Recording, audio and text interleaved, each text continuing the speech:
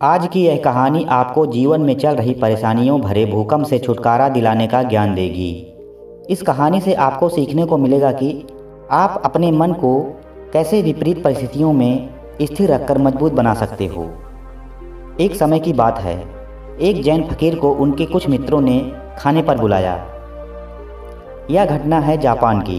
यह 7 मंजिला इमारत थी जहां वह लोग ठहरे हुए थे। 7वीं मंजिल पर ही उस घर के मालिक यानी गृहपति ने रहने खाने पीने की सारी व्यवस्था कर रखी थी। उस गृहपति ने दोस्तों और रिश्तेदारों को भी बुलाया था। सभी 7वीं मंजिल पर बैठकर उस जैन फकीर की बातें सुन रहे थे। तभी अचानक भूकंप आ गया। भूकंप आते ही भगदड़ मच गई। जैसे ही भूकंप के झटके महसूस हुए, सभी उठकर बाहर की तरफ भागे। देखते ही देखते दरवाजे और सीढ़ियों पर बहुत भीड़ हो गई। करीब 100 के आसपास लोग थे। सभी भाग रहे थे। वह गृहपति भी भाग रहा था। जब गृहपति लोगों की भीड़ में फंस गया, तभी अचानक उसे याद आया कि कार्यक्रम के मुख्य अतिथि वे जैन फकीर तो कहीं भी दिख नहीं रहे हैं। कहीं वह कमरे में तो नहीं फंसे रह गए। फिर जब वह उन्हें देखने वापस कमरे में गया तो उन्हें देखकर वह दंग रह गया। वह जैन फकीर एकदम शांति से बैठे हुए थे। गृहपति ने मन ही मन हैरानी भरे भाव से बोला, सभी लोग अपनी जान बचाकर भाग रहे हैं, लेकिन यह फकीर तो जरा सा भी विचलित नहीं हुए और ध्यान में मगन हैं।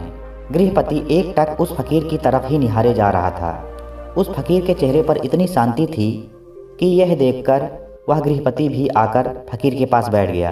कुछ देर बाद जैन फकीर ने अपनी आंखें खोली और भूकंप की वजह से जिस जगह बात रुक गई थी, उस जगह से उन्होंने अपनी बात जब दोबारा शुरू की तो गृहपति ने कहा, महाराज, अब मुझे कुछ भी याद नहीं कि हम क्या कर रहे थे, हमारी कहाँ पर बात हुई थी।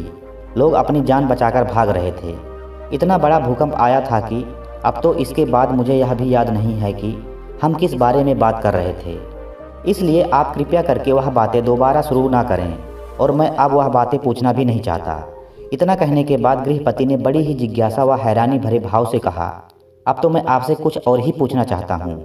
महाराज, एक बात बताइए कि भूकंप आने पर हम सब बाहर की तरफ भाग गए, पर आप क्यों नहीं भागे?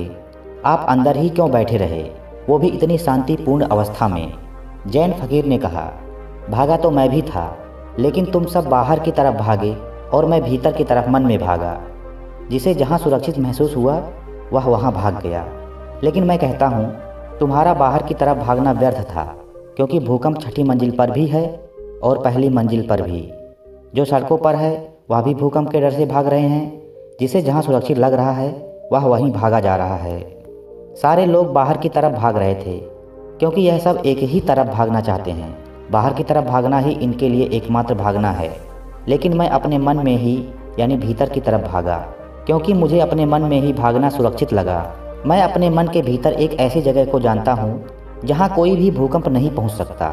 भूकंप तो छोड़ो, मन के उस स्तर पर कोई डर भी नहीं पहुँच सकता, क्योंकि उस अवस्था में पहुँचने के बाद डर का वजूद ही खत्म हो जाता है।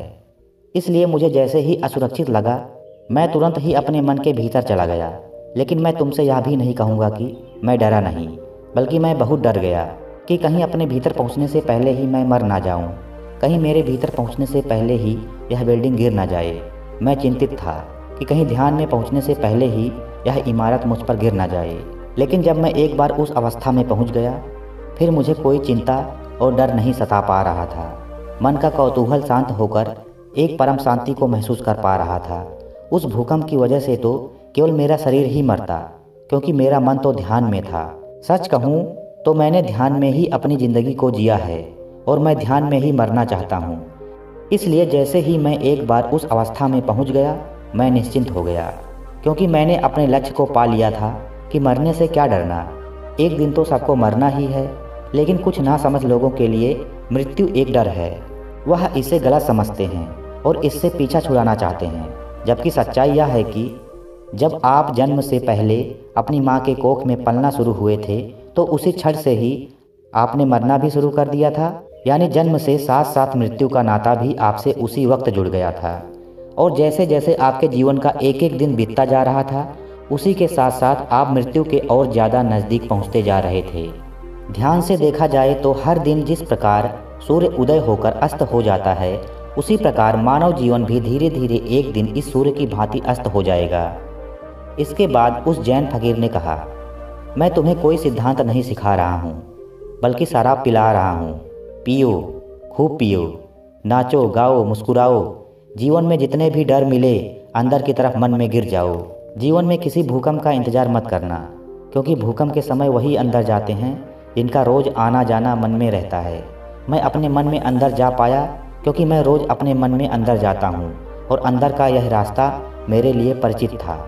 यह मत सोचो कि जिस दिन मृत्यु आएगी उस दिन ध्यान कर लेंगे, नहीं हो पाएगा ध्यान।